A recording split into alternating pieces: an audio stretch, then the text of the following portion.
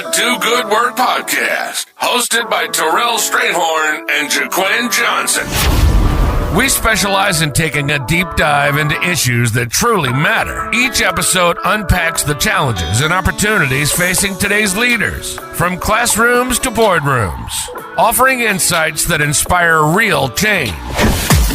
By redefining success, we're changing lives, empowering people everywhere to create environments where everyone feels a sense of belonging, whether at home, work, or school.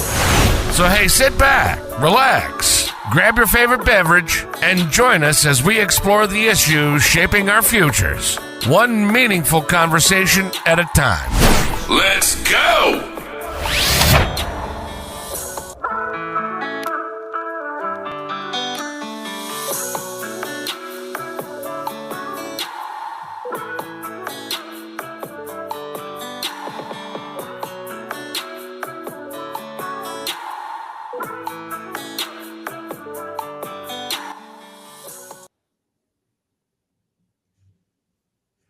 All right, welcome. Happy Saturday to each and every one of you, and welcome to Do Good Work Podcast. I'm your co-host, Terrell Strayhorn, joined in the studio by my co-host and partner in, well, I don't want to say crime, but in this Please work, don't.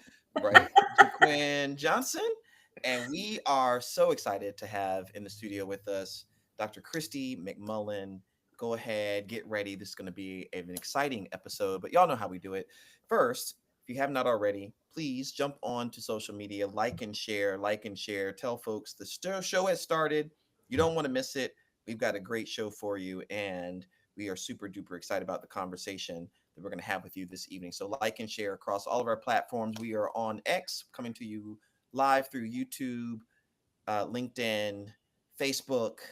Something else is out there, I'm sure. TikTok, whatever you want to do. Instagram, Black Planet. I don't even know if these things still exist. But we're on live. And so tell folks to join us so we can get into the studio.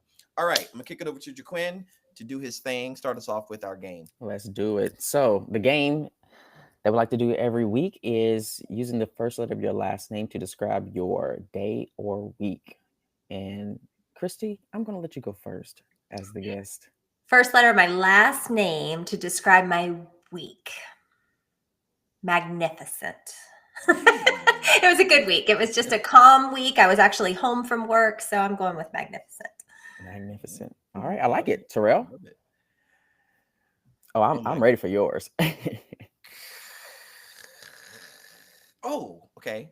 So I was going to go with another one, but then I was like, I don't know if I want to do that because I know a lot of my people who watch my show are my coworkers, and they're gonna be thinking I'm telling too much. So I just looked at this thing that's in front of me, and it says spectacular. So I will say it's been a spectacular week. It's been a very busy week. I'm not going to pretend like it's not. There's been a lot of things going on with work. Speeches, talks, moving back and forth between places, but it's been spectacular. Overall, I cannot complain. I mean, I don't have any excuse to be bored. And so that's great, when your days are full. I will say that I should have said sleep because there have been 2 days this week where the time I get home, I don't know if you've ever had this, Christy, I get home, I open my laptop, about to do some work, and I fall asleep. Yeah, oh yeah. And I wake up the next day with my laptop in my lap, and I'm like, what happened last night? Yeah, we're living wild lives. Yeah, 2 days. What about you, Jay? I'm not gonna even touch that last one. But I would say for me, magnificent and what do you say? Spectacular. Spectacular. Oh, those are two good words. Mine is a little bit more boring than that. I'm gonna go with journey. I've learned that I'm really trying to learn new skills daily. So today I was working in Canva, looking at a lot of videos to figure out different designs that we can use for Do Good Work. I came up with 3 in 37 hours. I'm lying, but it seemed like a long time. But again, I've learned that, through this journey, it's really just taking time to learn new skills and hone my craft in just different areas. So I will go with journey. Oh, I like that. I just realized why you said you're not going to touch that last one. You're funny. He's saying that to the whole world on national television or national podcast because one night I had a long work day and we were going to work on some stuff for the business. And I said, okay, let's get on screen. And I opened my laptop and I remember seeing him. And Oh, then I no. woke up the next day Oh, no. and I was like, by myself the whole time. I said, what happened last night? I remember seeing you. I fell asleep. I fell asleep in the middle of our work Oh, session. that means you're going hard all day and your body says, hold on, we're all done now. Yes, he was very kind though. He didn't let me have it like I probably would have done if it had happened to me, Amen. to myself. But Amen. Just let people know that. yeah, I appreciate it. Thanks for handling business while I watched you work with my eyes closed. So to anybody out there thank y'all for, drop into the chat your word. Think about your last name, first word of your last name, and then pick a word that either describes your week or allows us to hear some insight about your week. We want you to play along as well. And Jaquin, are you watching LinkedIn X. or X or either one? I can do X. You got X. I'll pull up LinkedIn. And we're going to do it again. Anybody out there who's looking for something to do with your Saturday nights when you don't want to hang out and have fun, we are looking for a moderator. So feel free, just send us a text and say, hey, or DM me and let's say, I want to be y'all's moderator. We would greatly appreciate it because I don't know if you've ever tried it. Christy, you have, Yeah. right?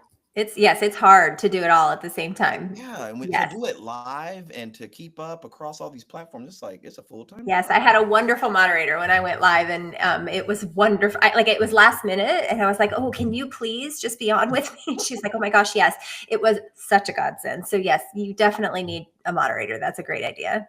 Yeah, well, we appreciate it. We're Okay, still looking. still accepting applications for anyone who's interested. All right, so as we do each week, we know that there are lots of our fellow I was going to say Americans, but we know that Humans? there are people outside of the humans. There we go. Humans. Fellow humans across the globe who are thinking about retooling, upskilling, starting new jobs, new ventures. We get a lot of email and notes from people who want to take what they call that big step and leave a sort of formal 9 to 5 and go into business for themselves. Lots of people who are interested in podcasting, launching their own podcast. And so we use some part of the show to talk about making that kind of major transition, offering some advice Yeah. for those who are looking for new opportunities or new jobs. So, we don't always get to be on screen with a fellow podcaster. So, Christy, when you thought about launching your show, what did you consider? What advice do you have for people who are thinking about either starting their own business or starting their own podcast? Yeah. So I think the biggest thing is to recognize that nobody's ever done this before, right? Whatever you're doing for the first time. I've never been a 48-year-old mom of twins who are 24, who one of them's been married for 4 weeks before, right? Like this is where I am in life. And so it's okay to not know. You just have to ask lots of questions. So the biggest thing with launching the podcast for me, I thought about it for several years before I finally pulled the trigger. And it was one of those, okay, I'm thinking about it. I think it'd be cool. I'm studying it. I'm learning. And then I realized, well, I just need to do the darn thing. And so I did. And I am so grateful because I learned something every single time. I know you guys are learning something every single time. So my advice to somebody who's wanting to go out on their own or start a podcast or do something is just to do the darn thing and be okay with making mistakes, because that's how we learn, right? Failure is the first attempt in learning. And if we are constantly too afraid to pull the trigger, then we're going to miss out on all of the amazing things that life has in store. So that would be my advice, is just to do it. That, and don't be afraid to ask for help. So I have a wonderful producer who makes things happen that I don't know how to do. And so there's a blessing in that as well. So those would be my two. That and ChatGPT was really helpful in naming my podcast. Yeah. Yeah. So my podcast is called Productive Joy, because I help make work fun so people don't quit. Like that's truly what we do for businesses. But I didn't want it to just be about work, right? So that's the other thing. When you're starting a podcast, like Do Good Things, you can do that in personal life, professional life, and all things in between, right? Well, I wanted the same thing, and I needed there to be a title that kind of encompassed all of that. And I felt like Productive Joy did that exact thing. So that's the other thing, is let chat help you figure out a good title. I love it. I love it. So, for those who are out there thinking, I know there are lots of folks who, reach out and sometimes they don't know where to get started. We certainly, you know, benefit from Chat GPT as a thought partner around these kinds of ideas. And if you do it the right way, at least I'll let Jaquin speak for himself partially, because we are aligned. But generally, it's like it's a great starting place, right?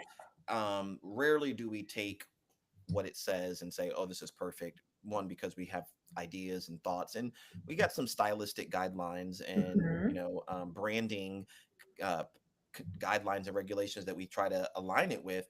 But it is a great place to get some initial thoughts that you can then share with. So if you are thinking about starting your own podcast, or maybe even starting your own venture, think about artificial intelligence, chat just being one of them. Right. There are many out there, but artificial intelligence as a tool. Jaquin, anything you'd add?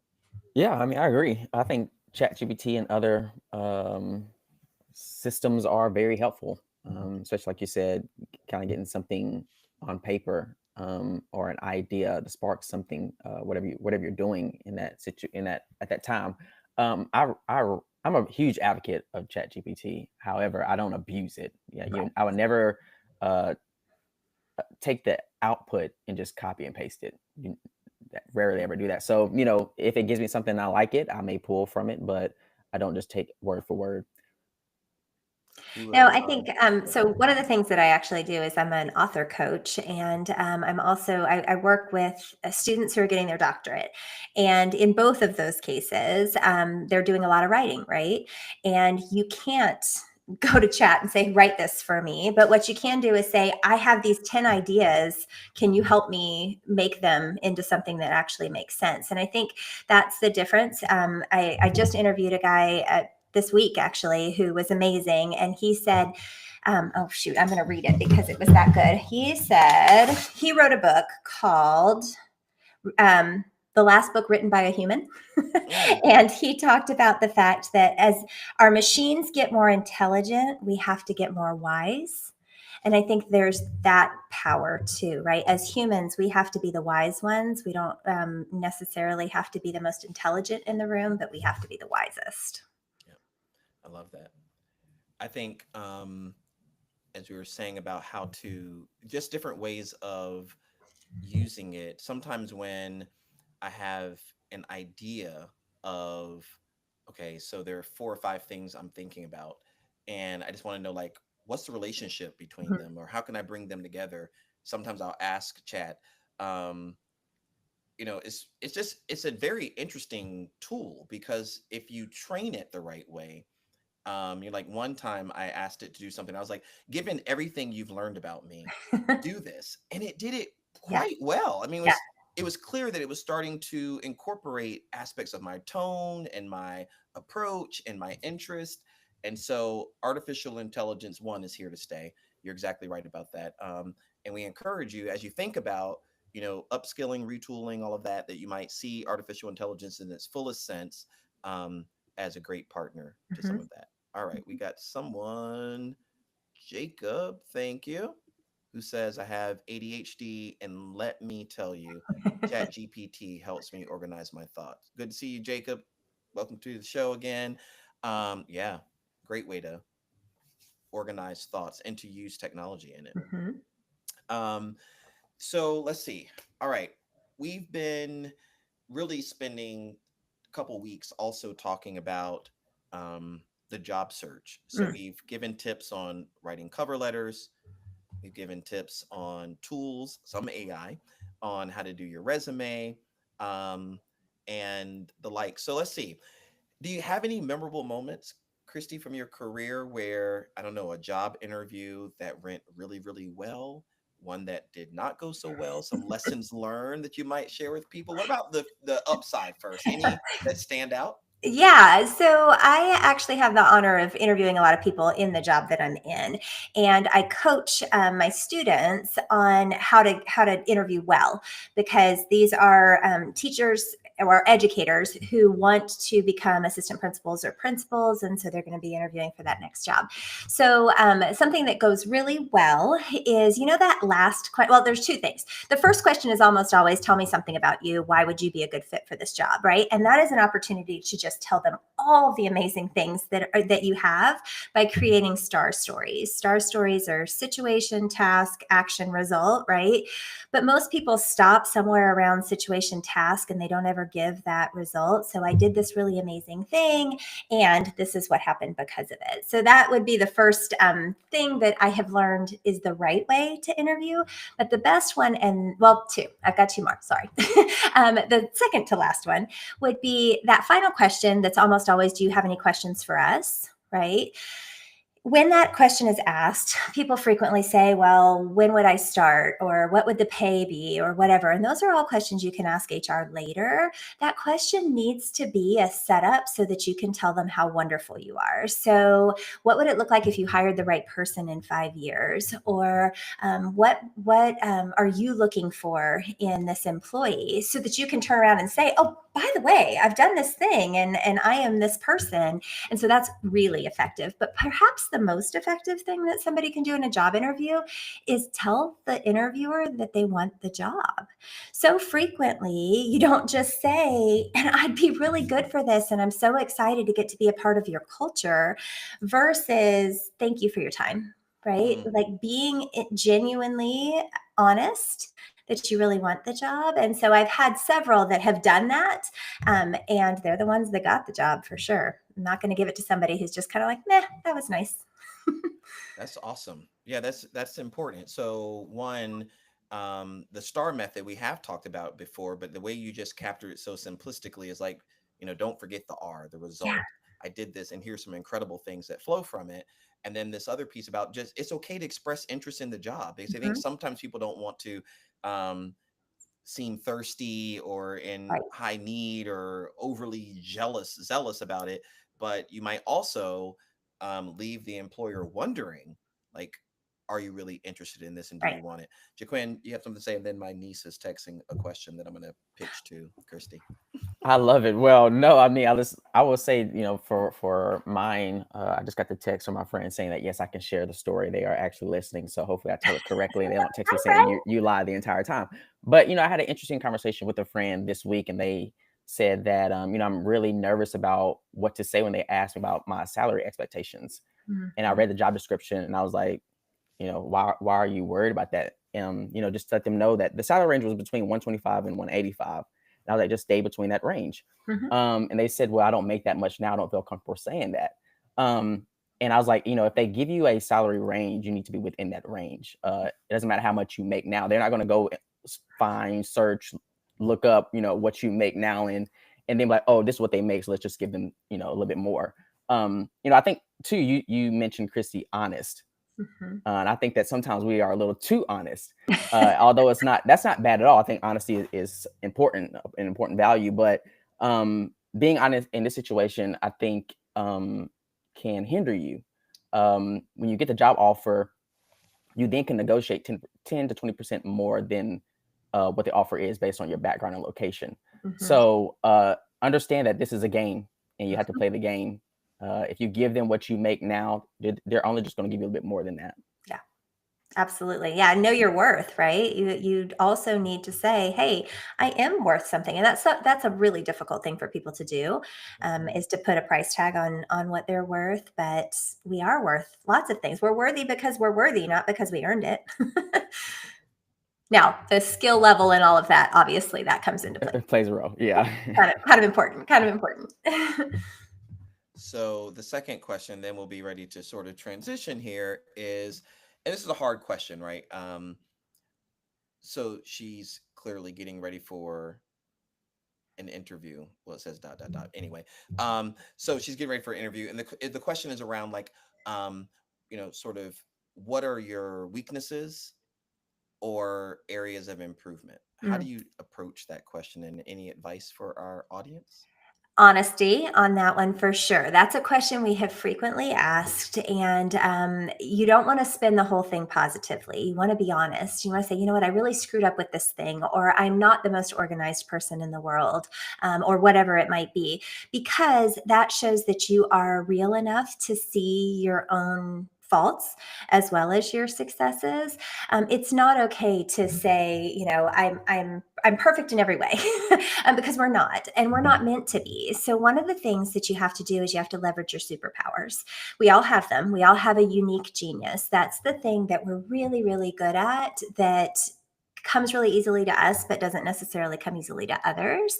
And so the question about what are my weaknesses, it's okay to say, I use a personality test a lot, where you're either a paperclip, a magnifying glass, a teddy bear, or a slinky.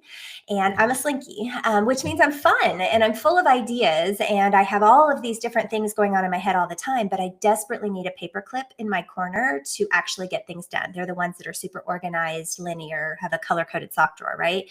So in the case of mentioning your weaknesses, I think it's important that you know your strengths too. And then you say, I know I am not great at spreadsheets. Those are not my giftings because I am not a terribly organized person in that way. But what I am is an excellent communicator, and I am able to be that front person, right? So it's okay to say, this isn't my lane, but darn it if I'm not good at this thing over here. So that's how I would tell her to approach it, is be completely forthcoming with the thing you're not good at, but then follow it up with a, but I'm really good at this. Oh, I like it. Sandwiching it. Great. Yeah. All right. If you all have questions, feel free, drop them in the chat across our platforms. We are looking and monitoring that. But without further ado, well, wait, Jaquin, did you have anything that you would add I mean, no, just leave me out. It's to my okay. niece's question? Come on, drop some on, gems. No, I think it's important what Christy said is like just being honest and forthcoming about it. That, you know, one, I don't think people are looking for perfect people in these positions anyway. I think it's actually a turnoff if you just say, "Oh, I'm great at that. I'm good at that. I can do that. I'm excellent in this situation too." Is, you know, at the end of the day, you're not good at all things. Second, if you say that I'm good at spreadsheets and you play on that, you're an expert, and then they put you in a situation where you are doing spreadsheets and you know, bomb it, then they're looking at you. You know, it goes back to what we said earlier in a couple of weeks, like Terrell, trust. You're right. You erode trust immediately by doing that. So it's okay not to know a skill. I can tell you right now, and Terrell can tell you too. He put me in a situation. I was like, oh boy, my hands got clammy, my shoulders got tight. I was like, everything in my head, like, we about to fail today. And it, you know, it's really just with technology. Like, there are some things I can do with technology. I'm not saying I don't know anything, but when you talk about putting some cores together and make sure the PowerPoint is on the screen, I'm gonna tell you right now, we're gonna be there for days. So these are things that I don't necessarily enjoy doing. Well, I do it for the team and try to get it done. Yes, it's gonna take a little bit more time than others. But if you ask me to go into Canva and create a design or write a paper, I'm all in, and I can get those things done. But it's going to take you 37 hours because you're going to find all the different ways that you can do it, right? It's going to take me 37 hours doing that too. Well, you said that's how long it took you in Canva today. Right. Yep. I love it. I mean, I think what we're also talking about is it's okay to not be okay in Right. some areas, right? Everyone's not an expert at all things. Just you do have to take the assessments you're talking about, Christy, where you identify your strengths and you know those things that you're not. Here's the other thing is like, I think it's okay to just also be okay that there are just some things I'm not good at and I'm not working on. I have no intention of developing mastery in some of these domains. Well, because when we are having to be a master in some of those things, it's like wearing a mask, and that can be suffocating, right? The longer you wear a mask, the more it becomes hard to breathe. And so if I am really good at spreadsheets and you have me answering the phone, eventually I'm going to suffocate. That is not my gift. That's, I use this phrase a lot with my children, my students, that if you judge a fish on its ability to climb a tree, it will always feel stupid. So that fish is meant to swim. That fish isn't meant to climb a tree. Well, you're not meant to do those spreadsheets. You are meant to do something else. But what happens a lot in business is we are given a job description and we are supposed to do everything in that job description. The problem with that is that it was made for a fictional character, right? So you have to also be bold enough to say, hey, this is a part of my job description, but I am not equipped to do it. Either help me become equipped to do it, or give it to somebody else and I'll take something else off of their plate, because it doesn't make sense for me to constantly, like, it's going to take me 10 hours to do something that'll take somebody else 10 minutes. And that's a waste of your capital. That's a waste of your manpower. Absolutely. And I Well, agree. I let's- think that, what we're saying is just because you don't meet every qualification on the job description doesn't mean that you're not the right Right. fit for the role too, Right. so letting people know that, hey, I'm really not good in this area. I also have interviewed a couple people for different roles too, and they have said, like, I'm not good in X and Y, but I'm really good in these things. And I also have candidates who have been really good in all the things that we had in the job description, but they just wasn't the right fit for the Right. team. Right. So we didn't go with them. So I think that, again, like you said, being honest with yourself and being honest with others about what you're good at and what you're not, Yeah. actually can be a benefit to you. Well, and I think to give your niece some ideas, it is also important that you're able to put your personality into that interview too, right? One of the things that I coach people to do is laugh within the first couple minutes, break the ice, be yourself, right? Like, don't be so pent up that they are not able to see who you actually are, because they're really hiring you as a human, not just as a worker. And that's the big difference. That's the thing that I have spent my career doing, is getting to know humans and then figuring out how to teach those humans whatever it is that they need to know. I'm an educator by trade, but I've actually spent the bulk of my career working with adults and figuring out how to get learning to stick. Because the reality is that I can say something to you, but if you don't remember it, then I just really wasted my breath. So how do we get people to actually learn from us, regardless of business context, whatever, right? Not just for educators, but for all of us. We're always teaching people something all the time. Are we any good at it? And that's the goal, right? Is to be able to bring your personality in right away, and then let people know, hey, this is who I am, and I'd like to get to know who you are, so that we can figure out if we can work together. Yeah, I love it. That last piece takes me back to the star that you're talking about, Mhm. and that is the result. So, I too have interviewed people who, um, so when we keep saying honesty, I'm thinking about it first as this kind of like moral, ethical thing. Mhm. But I think the other dimension of honesty is that you're saying something that is verifiable. Like, Yeah. you have some evidence that you're actually good at the things that you say you're good at. Because I've interviewed people who are like, oh my gosh, I'm really good at spreadsheets. And then you hire them and they're not really good at spreadsheets. But in their mind, they are good at it because they know how to open up Excel, they know how to put some stuff in. But spreadsheeting is a thing. And like being able Formulas to, and pivot right, tables. create pivot tables. Exactly. Okay, you want to be hired, Chrissy? I mean, we got roles, right? But the other is, like, people say, like, I'm really good working with people, but then you bring them onto the team and you find that actually those personal skills are not there. So I think what's really exciting about the result is that you can, present your track record Right. and the evidence Right. that supports your claim that you're actually good in the domains that you're talking about. My president at Virginia Union University, Dr. Hakeem J. Luke, is the 13th president, just in case he ever watches and someone tells him, because people will tell him. I'm just saying, he does say that, like, a lot of times he's interviewed over his career, people lie on their resumes. Now, they're not lying probably like explicitly thinking that they're lying, but Right. they're saying things like, I'm good at fundraising because they raised $5 one day. That's really not credible evidence that you have a sort of skill in that domain. So I think thinking about that to my niece and others who are watching, what evidence do I have to present that I have these gifts, talents, abilities in the domain I'm talking And can I do it in like 30 to 45 seconds, right? Like, can I explain it? Do I have it right there on the tip of my tongue? Because they might not ask the question that gives you the opportunity to say that thing, but you can work it in if it's burned in here. So that's the biggest coaching advice I can give is like 4 or 5 star stories that you know you want to say during that interview so that you can get them in, even if they don't ask the question. I love it. Did y'all hear that? She said that's the biggest advice. She's been dropping gems since she got on the show 30 minutes ago. I can't help it. It's Here's kind the of one. Here's the kind of one. my Here's the one. lane. Here's the one. Since that's the case, let's go there. Why is it not playing? Let's see. Well,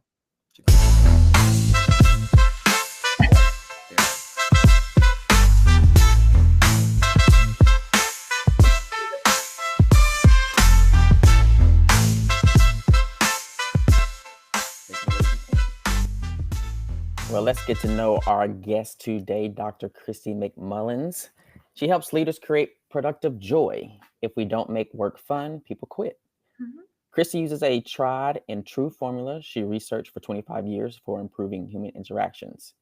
If you make interactions safe, logical, fun, and memorable, then people can learn from you, grow with you, and they won't quit on you. She has authored 2 books, Learning Can Stick, a guide to make every learning experience safe, logical, fun, and memorable, and Make Work Fun so people don't quit. She uses the content from the books to serve as a keynote speaker and trainer all over the country for a variety of industries. She also has her own podcast, Productive Joy, whoop, whoop, that just released episode number 145. She loves sharing what she knows works with leaders so they can improve their human interactions. Christy's business, AIM, Analyze, Improve, Move, helps organizations set a clear target and take aim by analyzing their current successes, improving on existing opportunities, and moving towards change. Welcome, Dr. Christy McMullin. Thank you very much. It's kind of fun to hear about yourself, and then it's also kind of cringeworthy. You're like, okay, we done yet? That's enough.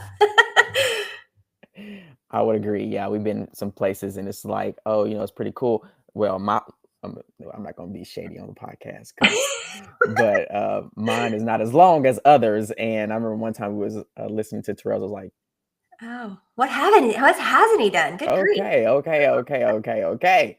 But yeah, I agree. So welcome to the podcast. Let's jump into it. So, we believe that you are doing good work. Tell us more about the good work you are doing right now. Yeah, so I am having so much fun. One of the main things that we do, so AIM is a subsidiary. No, that's not the word I want. It's a baby company under a bigger company. Bigger company is called Intentionality Group. And what we do is we work with organizations to make sure that their employees are in an environment where they want to be. And one of the biggest reasons people quit is actually because of a lack of role clarity. They don't know how to be good at their jobs. And if you don't know how to be good at your job, you don't go all in. But when you are given the tools to be good at your job, you will go all in and you get excited about the work that you're doing. So we help organizations make sure that their employees know how to be good at their jobs, and that we do that by training them. So I mentioned before that for 26 years, I've been an educator. Most of that time, about 19 of those years, maybe 20 now, has been spent teaching adults. And what I've learned to be true is that if you make the environment safe, logical, fun, and memorable, people can learn from you. If you don't, they won't. Period. And so why are we constantly talking at people instead of with people and not giving them the space where they can actually learn from us? Because I would argue that every single one of us is an educator all day, every day, right? You guys are teaching people things on this podcast every single time you're on here, right? And it doesn't matter what industry you're in, when you have a meeting, when you have any sort of training, you are trying to teach people something. I just help make sure that you do that in a way that actually works. And we do that with all different types of companies all over the country. And we also work individually with people to help them figure out what their unique genius is too. Oh, I can't hear you. Why can't I hear you? Because I'm on mute. Sorry. Technology. Oh my You goodness. gotta love it. So, how did you come to do what you do, and how do you do it? Okay, so I started out educating educators, right? And I actually still do that. So my full time job is still working with an organization that helps make educators better at what they do so that students have options when they graduate. It's called AVID. And so, in training all of these teachers over time, and then getting my doctorate, I realized I really wanted to write a book for business people to be able to know the tips and tricks that educators use in the workspace. So what my book was meant to do was to guide people who conduct trainings or are, bosses who run meetings or just people who run meetings. How do you make those better? And so that's what I decided I really wanted to do, was to take that and use it in industries. And I started out with mortgages. My husband is in the mortgage industry, so I worked with a bunch of people in his space.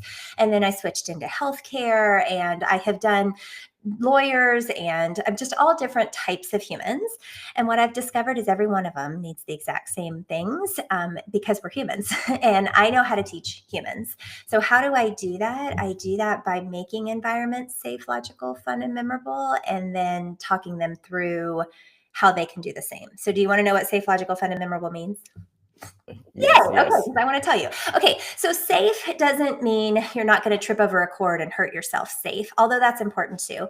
It's psychological safety. So, psychological safety meaning, do people know that they can make mistakes, they can ask questions, they don't have to know all the answers, and they can still be successful in your space? It's little things like learning people's names, it's big things like knowing who they are and what they're all about. But when you make an environment safe, then people can relax and their brains can start to absorb information. Until it's safe, can't happen. So, like when I joined you guys tonight and we were just kind of talking, that's what makes it safe. That relational capacity, getting to know one another piece. So, that's first. And it's first on purpose, because if you don't do that, nothing else matters.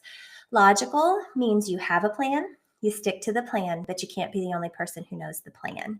So frequently, we assume that everybody has the same script playing in their heads that we have in ours, and it doesn't work like that. So I'm sure it's never happened to you, and I know you've never done it, but have you ever heard somebody say something like, I need you in my office in an hour, right? What do you do for that Absolutely. hour? You're Worry, Yes, you concerned, you're thinking like, what did I do wrong? Oh no, I'm going to get fired.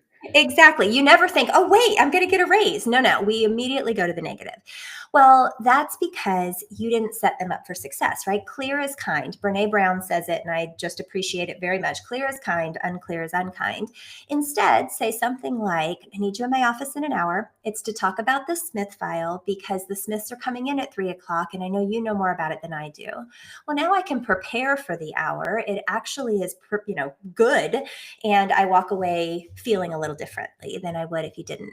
The other thing about logical is giving people the information they need to be successful. So, like, I work a lot with real estate agents.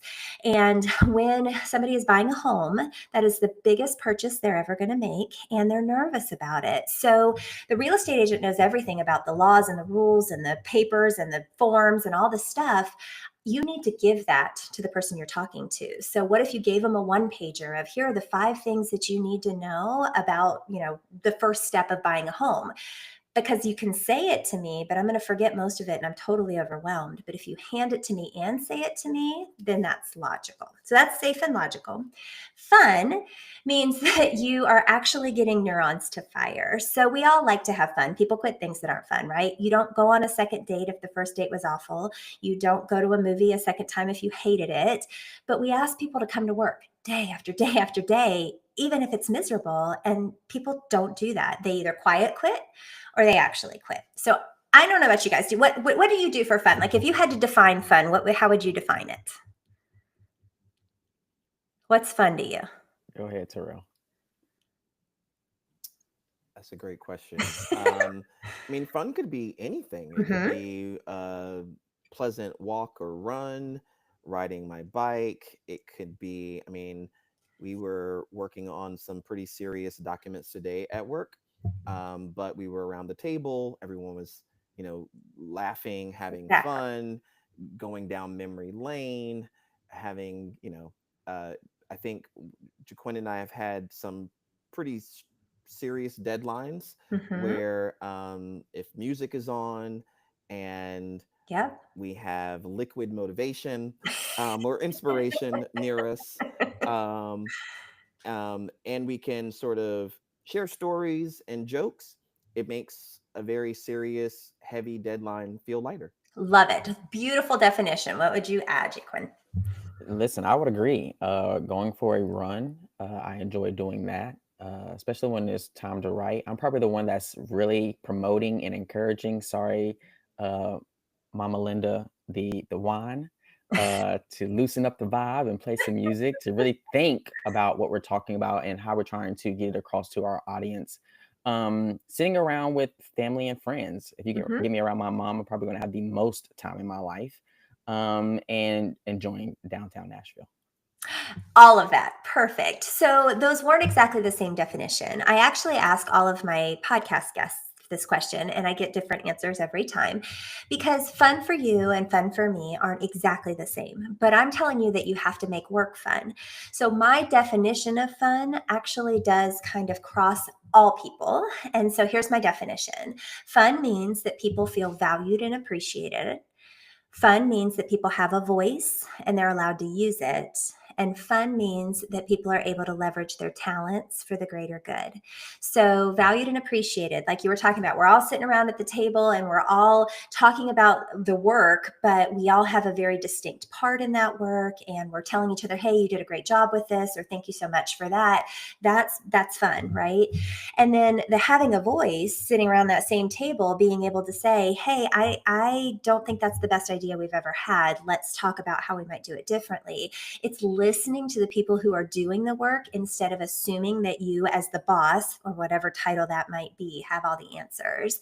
But then the leveraging the talents goes back to what we were talking about earlier with the personalities and the weaknesses, and you're not supposed to be good at everything. That's where you get to show up and bring your best self, and people let you, right? Like we've all been in jobs, or at least I have, where I knew I had a really great idea, but somebody was threatened by the fact that I might have had an idea that they didn't come up with themselves. And they're like, yeah, no, get back in your box, right? Shush, shush. Well, immediately we come out with claws when that happens. So that's not fun, right? You have to make work fun. And so fun, again, means value and appreciate your people, give them a voice, and then leverage their talents. Fun also means music. Fun means laughter. Fun means scratch and sniff stickers. So this one smells like orange. I know you can't smell it, but for those of you that are watching, that's an orange one. I have been giving scratch and sniff stickers to adults for the last 19 years, and I can count on one hand the number of times people have said no, thank you. This is something that I do at every conference, every keynote speech. Randomly in like a hospital, my dad was in the hospital, and I gave the doctor one, and he's like, "Is this for me?" I'm like, "Yeah, it is," because I'm giving somebody something for nothing. It's also fun when you recognize humans for what they are. So that's where my scratch and sniff stickers come in. And then the last one, you have to make it memorable. So, duh, right? Like we don't talk and then hope that people forgot everything we said. But some of us are pretty forgettable unintentionally, right? So memorable means that you spiral the learning. We don't learn in a one and done situation. Like I can say something once and a couple people might get it, but the bulk of the room is going to forget. Instead, you have to sprinkle, splash, flood, drip, drip, drip information, which means sprinkle splash is like the, hey, this podcast is coming out at 8 o'clock Eastern time on Saturday. I hope to see you there, right? It's that preview to the movie that says, hey, this is something that you want. It might be an email that you send before the meeting that says, here's what we're going to talk about at the meeting. The flood is the meeting, the event, the keynote speech, the podcast, where you are flooding people with information like I'm doing with you right now, right? Too much information all at once. The problem with the flood is you lose most of that information in runoff. And so you must drip, drip, drip the information after. That's what falls off the trees after a really heavy rain. So I live in Florida. It rains really hard here. And when it stops, the way that the water is actually absorbed is that drip, drip, drip. So that's what happens after the meeting, where you send an email that says, here are the 3 things we talked about, or the follow-up clips from a podcast that says, hey, here are the different pieces that we talked about. Let's get excited. So you have to do that if you really want people to learn from you. So safe, logical, fun, memorable. What questions does that bring up? Putting y'all on the spot. Not putting us on the spot on our own show. I did, my didn't I? I'm gosh, that was sorry. great. I think, let me think about questions. I think some reactions as you were moving Yeah. through it. I was thinking, I know some of my colleagues are watching the show because we literally left out of the conference room for me to come in here and do this. And Y'all are working hard on a Saturday. we are working hard on a Saturday. We've been working hard. Listen, and we're not even done yet. But Oh gosh. as you were going through the elements, I was thinking, like, we were all in a conference room looking at the same document. And one, the idea that each of us have our own gifts and talents, right? So Mhm. I was the driver of the document because I knew I could move through Word and technology pretty quickly online. So I'm, racing to the top of this spreadsheet or the screen, the document, going down to the bottom, formatting. But there was another one of my colleagues who had a particular eye for one aspect of the formatting and was making sure that everything was, I would say, right, justified. She would say blocked. But those, everything goes to the margin. Yes. And so as I'm rushing through, she would catch, hey, go back. This section is not blocked. And while she's doing that, another colleague was paying attention to the distance between the bullet and the words throughout the document. And so having 5 or 6 people looking at the document, one, anytime one of us caught something, one of my colleagues would say, good catch.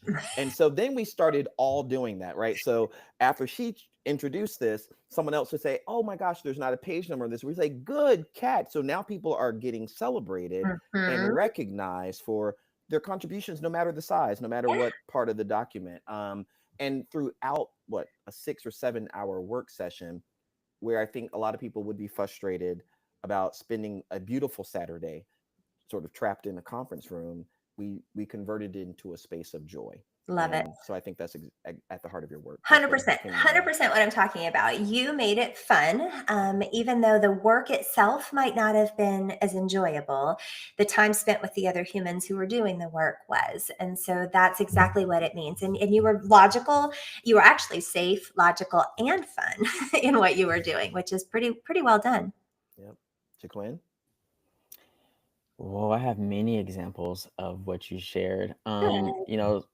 Safe to me is something I tell people all the time. Like, one, I am solar powered. If the sun is out, I enjoy being outside. And two, I enjoy being around others when I work. I think I'm most productive then.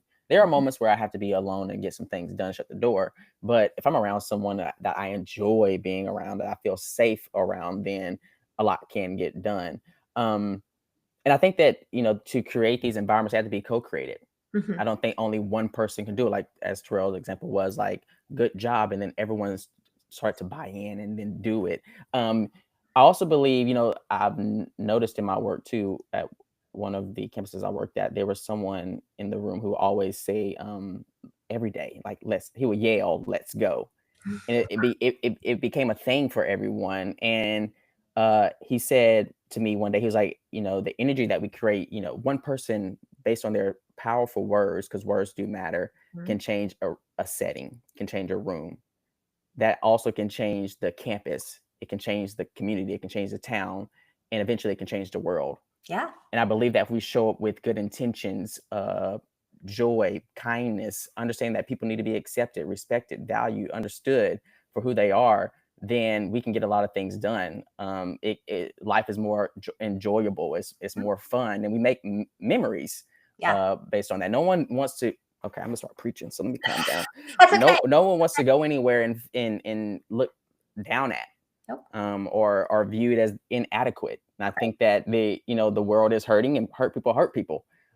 So it's very important for us to understand something I've really kind of sat with recently is, I've been on TikTok a lot, and some of the things that's come across TikTok are very sad. Just the words people are saying, like, I'm lonely, I'm hurt, I Yeah. don't know why I'm hurt. I don't know why I'm in this funk. I can't get out of it.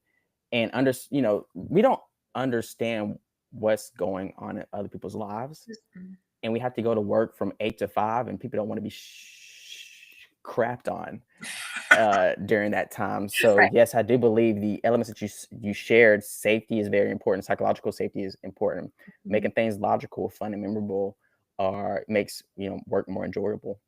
It does. And if you don't want to have to rehire, then you have to take care of your humans.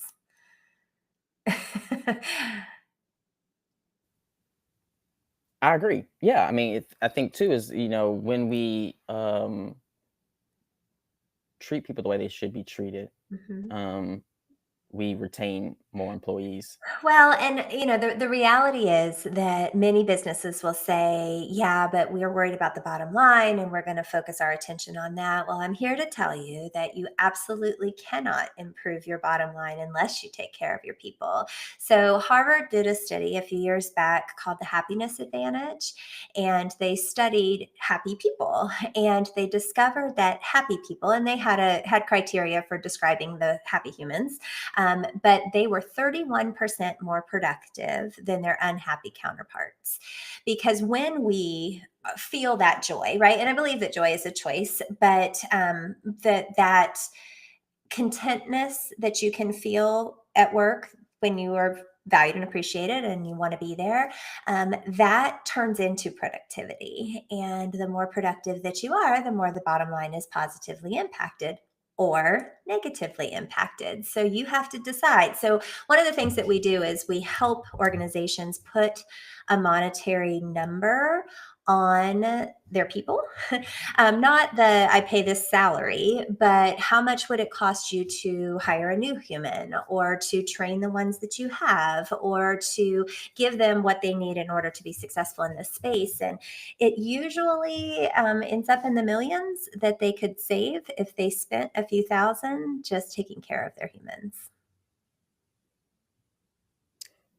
Yeah, I agree. I think that some of our research we have been we a lot of the times we kind of write about is belonging, and kind of what you're touching on is kind of those elements, key elements. But we also find that people don't pay attention Right, to creating those right. spaces for people to feel like they belong and safe and secure. Yep. Why do you think that is through your work? Good question. Really good question. So, I told you about my little personality test and the magnifying glass, teddy bear, slinky, and paperclip. That isn't just a random Christie thing. That's actually neurosignatures that we have in our brains. All of those items are tied to hormones that are released in our brains. So, our slinkies, for example, release more dopamine, and our paper clips are serotonin. Our teddy bears, who are the people who take care of people, are estrogen, not gender specific, just estrogen. And our magnifying glasses, who are the ones that get stuff done, they zoom in on the details and they're like, okay, let's go, they are testosterone driven. Again, not gender specific. So, your question about why do I think that that's often ignored? 85% of all leaders, like leaders with a title leaders, tend to be magnifying glasses, so testosterone driven, or slinkies, dopamine driven. Well, the problem with that is that those folks don't often think about people's feelings. They don't think about how we're taking care of the humans. They just think about the bottom line and getting stuff done. And so, if that's what drives you, it doesn't even occur to you that somebody might be struggling or that you need to take care of people or you need to maybe take a break or drink water or any of those things because you're so driven by the task that's in front of you. So, by nature, those who are leading us miss the human side. They need someone to come alongside them and be that human side. I'm not telling them that they need to become a different person. They need to find the person on their team who can be that person, right? So, like we talked about before with the fish's ability to climb a tree, right? The fish needs to keep being a fish, but if you're all fish and nobody can climb the tree, that's a problem. So, it's about diversifying your team and recognizing that I don't have to be good at everything, but I have to have a team of people around me who fill my gaps and aren't doing and thinking exactly the way I do. Because if everybody thinks exactly like me, we get no diversity of thought, and then we have a real problem on our hands. So the reason it happens is because a lot of leaders are so driven by the task that they forget about the human. So they have to bring along those of us that have some teddy bear tendencies to take care of the humans. What have been, in your experience in work, some of the, most common, I guess, barriers to really creating joy and happiness for folks at work? I would say busyness. Um, Busyness does not equal productivity, but we often wear busyness as a badge of honor. So, oh, I had to travel to 3 cities this week, or I had to do this thing, or we've been working on this project. We spent 7 hours on this project today. Busyness versus productivity, which is getting stuff done, but getting it done in a way that is useful and helpful. And I think sometimes we miss the importance of taking a minute to breathe, right? And to look at it and go, what's the better, smarter way to do this? And because we don't take the time to figure that out, we blow right past what needs to actually happen instead of stopping and saying, this is not actually the target I was trying to hit.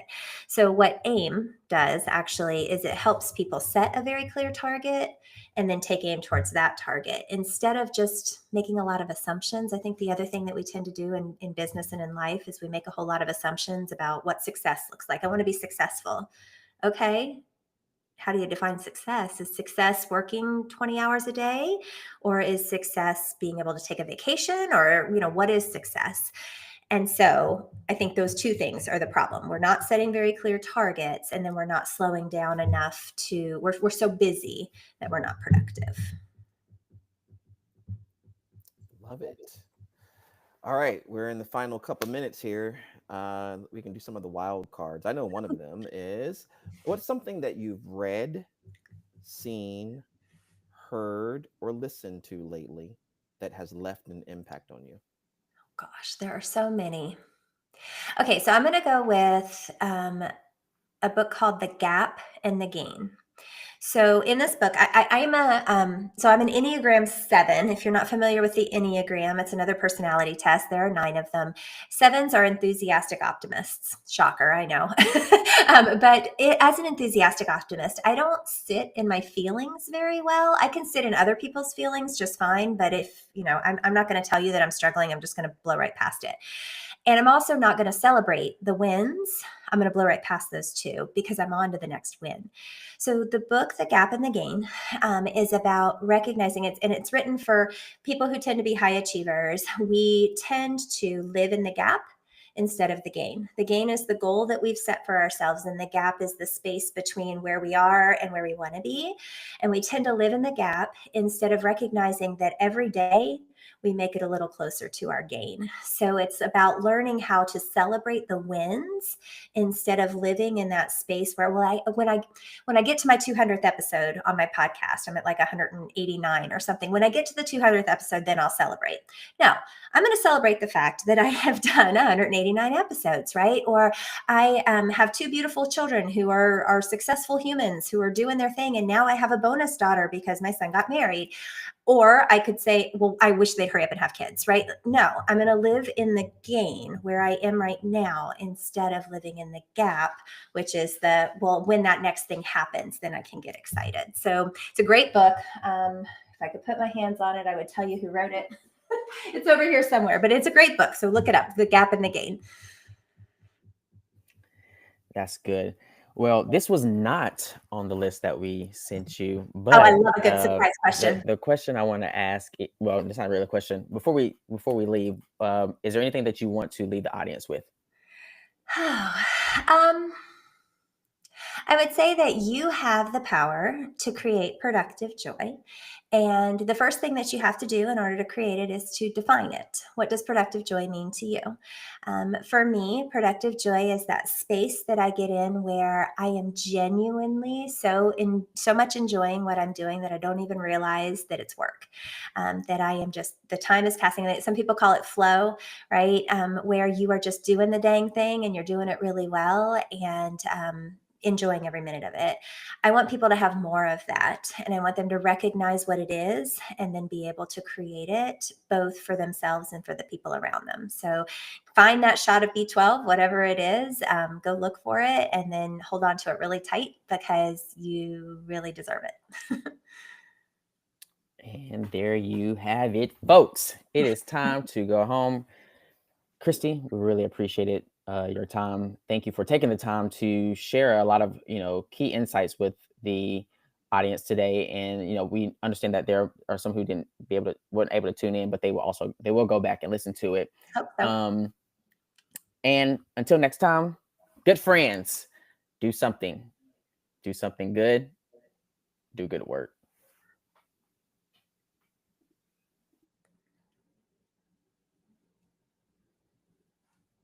Crayola, I hate that for you. That makes me sad. I'll send you a thank you if you just reach out to me.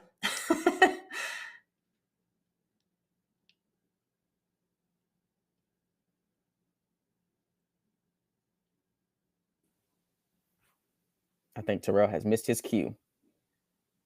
I'm just watching the little thing. It says we're still live. Wait, you don't hear the outro? No. It's playing. Not here. Oh dear. Okay, let's try again. See if this works any better. That's hilarious. If not, we could sing. You want to sing? It'd be fun. We don't hear it. That's all right. That's okay. you still don't hear it. No. So guess what? Thank you for tuning in to Do Good Work Podcast. We thank you for tuning in. We hope you found what was shared uplifting. We want you to like and share this episode with everyone in your network. Follow us on social media at Do Good Work on X, LinkedIn, every social media platform, and so much more. Until next time, friends, don't be afraid to do something, but do something good. Do good work. Yay.